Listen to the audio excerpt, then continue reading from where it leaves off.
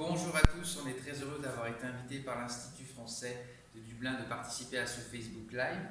Dans quelques minutes, vous allez assister à un extrait des Fous Alliés, pièce qu'a écrit Vincent, mis en scène par Stéphane Duclos. Voilà, les Fous Alliés, c'est une succession de scènes où vous allez retrouver de très nombreux personnages qui font preuve d'énormément de mauvaise foi, d'hypocrisie, de lâcheté, et ça donne lieu à des situations cocasses. Voilà, donc à tout de suite.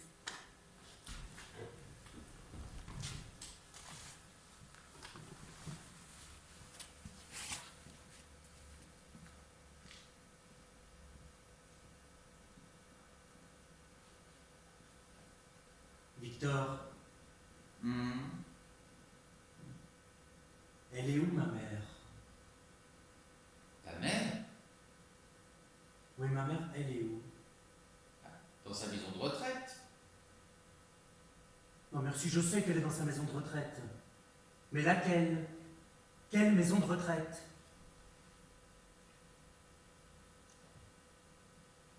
Tu vois, ça, c'est les soucis.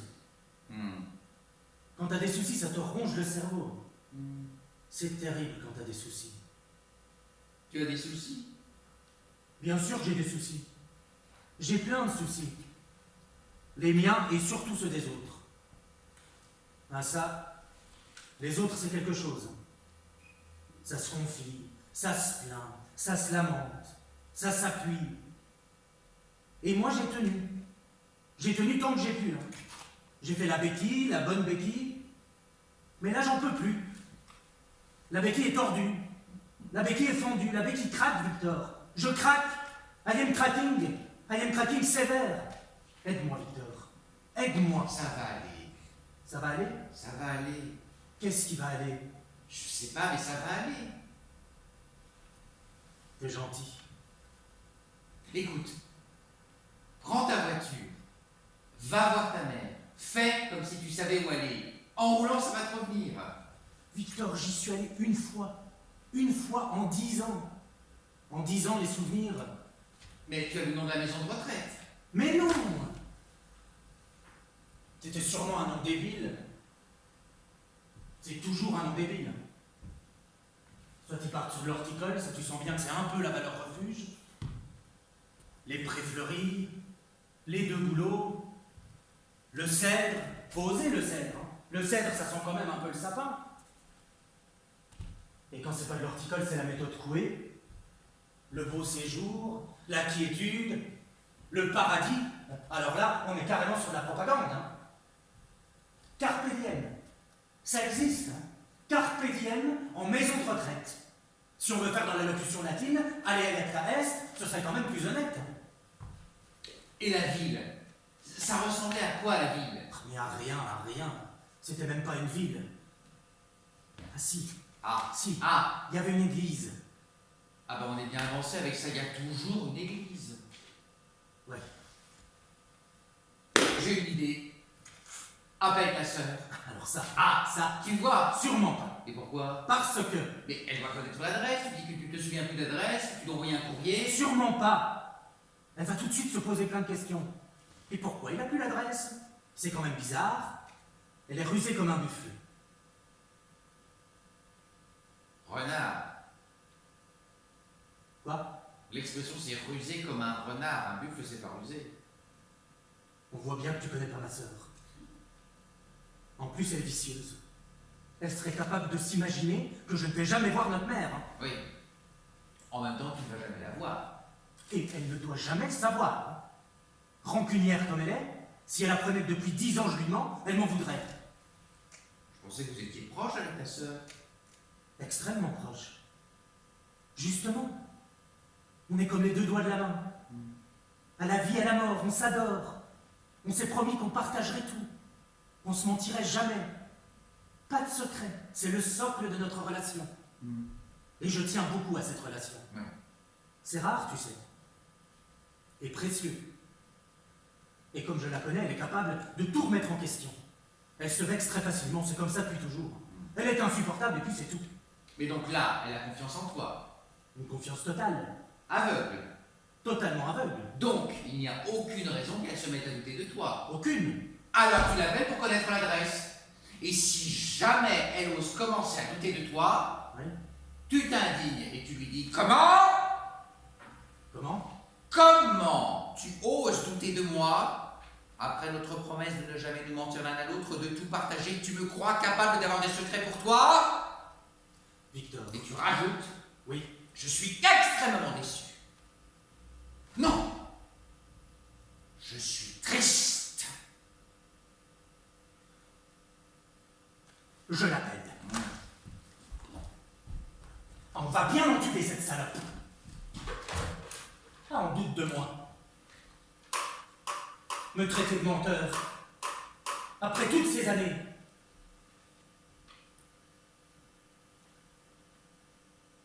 Coucou ma chérie. Ça va? Ça va, ça va. Quoi de neuf? Non. C'est pas vrai. Mais c'est formidable ça. Ah, tu m'épateras toujours. Ah ben non, je le disais encore à Victor tout à l'heure. Ma sœur, c'est mon modèle. Ah ben si je te le dis, tu sais bien que je ne suis pas du genre à mentir. Non, non, c'est une merveilleuse idée. Devenir prof de mandarin. Ah. Ben justement, c'est parce que tu ne parles pas un mot de mandarin que c'est audacieux. Quoi? À de jeunes portoricains. Enseigner le mandarin de jeunes portoricains. Mais où vas-tu chercher toutes ces idées, hein? Quoi? Ah ben j'imagine pas auprès de ton conseiller emploi. Ah ben, eux, pour peu que tu ne parles ni mandarin ni portoricain, ils s'imaginent que c'est impossible. Là, tu m'épates. Hein? Non, non, je t'appelais comme ça pour prendre de tes nouvelles, voir comment tu allais. Ah, si. Tiens, tant que j'étais au téléphone, je pense à un truc. Tu vas rire, mais figure-toi que je voulais envoyer une carte postale à maman, et à force d'aller la voir, je connais la route par cœur, mais je ne me souviens plus de l'adresse exacte. Tu l'aurais, toi? Ah, toi non plus. Bah oui, c'est ça, à force de rouler, voilà. Et tu n'aurais plus le nom de la maison de retraite parce que ça m'échappe aussi maintenant. Ah. Bah oui, c'est toujours des noms bizarres. Hein. Elle ne se souvient ni du nom ni de l'adresse. Mais quand elle est là-bas récemment, toi tu trouves que ça va, c'est... Quoi? Non, mais calme-toi ma chérie. Non, mais je sais que tu vas la voir, non mais calme-toi, mais évidemment tu ne me mentirais pas. Non, mais calme-toi ma chérie, je demandais juste ça parce que la dernière fois que je suis allé la voir, je n'ai pas vu Madame François, l'infirmière en chef, voilà, et je voulais savoir si tu l'avais vue, c'est tout, mais tu l'as vue. D'accord. Et elle n'a rien dit? Il ne faut pas apporter quelque chose à maman? Tant mieux. Bon. Eh bien, écoute, je ne t'embête pas plus longtemps. Quoi? Non, ne t'inquiète pas, ça va me revenir. Oui, on se rappelle, ma chérie, oui. Je t'embrasse. Je t'aime. Au revoir. Va.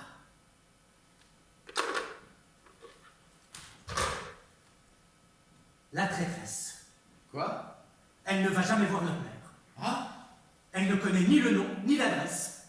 Bon? Ah, et tu aurais entendu la scène qu'elle a commencé à me faire parce que j'ai osé demander si elle était allée la voir récemment. Et comment? Tu doutes de moi? Tu sais bien que je ne te mentirai jamais? Comment peux-tu? Et bête avec ça. Ah oui? Elle est tombée en plein dans le piège. Madame François. Il n'y a pas de Madame François. Ah, évidemment que non. Comment je saurais s'il y en a une? J'y vais jamais. Comment peut-on? Et me mentir à moi? Je suis indigne, Victor. Non. Comme tu le disais si justement, je suis triste. Oui. Moi qui pensais que notre relation, ça valait quelque chose pour elle. Je suis... Après, toi aussi tu lui as menti. Mais moi je suis un menteur. C'est de notoriété publique. Il n'y a qu'elle pour se voiler la face. Mais elle, quelle hypocrite. Et pauvre maman.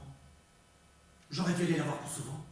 Si j'avais su que sa fille l'avait complètement abandonnée. Écoute, tu es dur avec toi. Tout le monde fait ça. Après, écoute, ça aurait servi à quoi que tu ailles la voir? Elle te reconnaissait déjà à peine quand elle vivait encore chez elle. La pauvre. Si tu y étais allé, je suis sûr qu'elle aurait cru qu'un étranger s'introduisait chez elle. Oh, mais elle aurait détesté ça. Maman n'a jamais été raciste, mais les étrangers, c'était pas du tout son truc. Sans t'en rendre compte, c'est un très beau cadeau que tu lui as fait en n'allant jamais la voir. Instinctivement, tu as su ce qui était bon pour elle. Tu crois? Eh oui. En tout cas, si ça peut t'aider de le penser. Merci, Victor. Victor, elle est où, ma maman?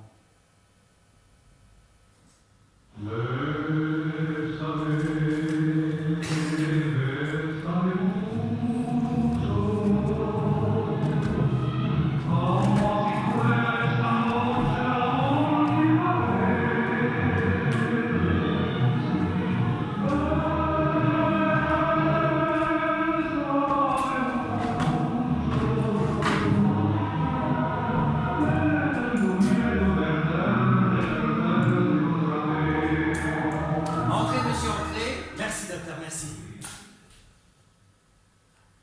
Tac. Asseyez-vous. Merci, docteur. Alors. Respirez. Encore. Alors, de quoi on souffre? De rien, docteur, de rien.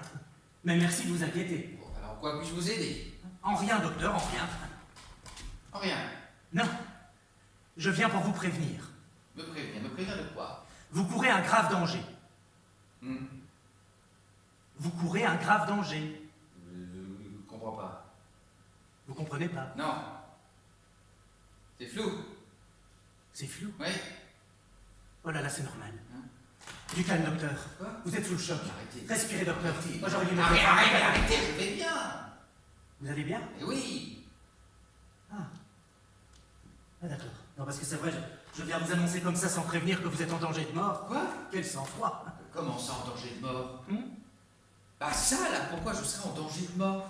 Ah, ça, pour une raison très simple. Une femme va venir pour vous tuer. Quoi? Oui. Il n'y a aucune raison qu'une femme veuille me tuer. Ah, si, la jalousie. C'est presque toujours pour cette raison qu'une femme qui tue. Alors là, je comprends plus rien du tout. Quelle jalousie? Comment ça, quelle jalousie? La jalousie, c'est la jalousie. Mais quelle femme serait jalouse? La mienne? Votre femme est jalouse? Très. Mais pourquoi votre femme serait jalouse de moi? À cause de notre relation. Notre relation? Oui, je lui ai tout dit de notre relation. Mais tout dit quoi? Tout. Tout? Enfin, il n'y a rien entre nous. Non. Alors pourquoi lui avoir dit que... On était amants. Bah oui, qu'on était avant, pourquoi avoir inventé ça? Pour qu'elle vous tue. Pour qu'elle me tue? Enfin, pourquoi voulez-vous qu'elle me tue? C'est personnel. Oui, bah maintenant ça me concerne. Eh ben, disons que je vis dans l'immeuble. Et vos consultations dès 7h du matin, moi, je suis pas du matin. Alors, oui, les enfants qui courent dans les escaliers, les gens qui toussent dans le Mais couloir. enfin, vous pouvez pas me faire tuer parce que vous n'êtes pas du matin.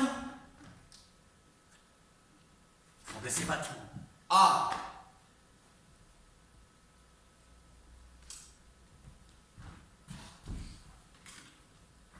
Le vrai problème, c'est ma femme. J'étouffe avec elle. Elle décide de tout. Je décide de rien.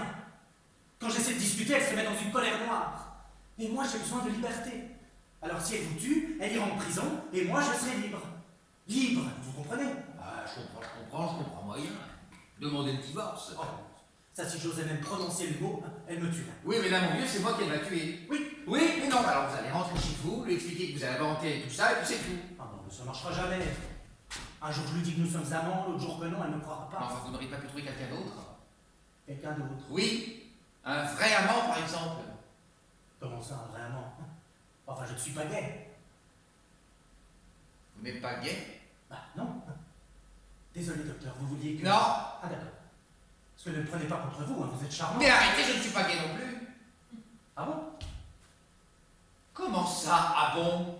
Dans l'immeuble, ça se discute. Ah bah merci. Une maîtresse alors. Dites, arrêtez, docteur, là, je vais finir par me vexer, je ne trompe pas ma femme. J'ai du respect pour elle. Ouais, sauf pour l'envoyer en prison, quoi. C'est pas ma faute si ma femme est une meurtrière. Un peu quand même. Mais pourquoi vous êtes venu me prévenir? Le remords. Mais c'est gentil, ça. Vous trouvez? Eh ben oui, comme ça, vous pourrez esquiver les coups. C'est inimaginable. Même pour tentative d'homicide, elle ira en prison. Inimaginable. Ah, allez, docteur, vous n'allez pas faire capoter mon plan. Solidarité masculine. Solidarité masculine. S'il vous plaît, docteur, laissez l'avenir vous tuer. Arrêtez. S'il vous plaît. Mais arrêtez. S'il vous plaît. Arrêtez, à la rigueur, Non, non, Dites. non. Mais si, dites. Ce que vous me faites faire. Hein. Bon, je suis médecin. Je peux vous prescrire un médicament qui, à forte dose, pourrait... Enfin... Vous voudriez que je tue ma femme? Ben écoutez, c'est vous aussi, vous me demandez de mourir pour vous aider, alors moi ça me fait dire des choses. Mais absolument. Mais je suis d'accord avec vous. Mais qu'elle meure.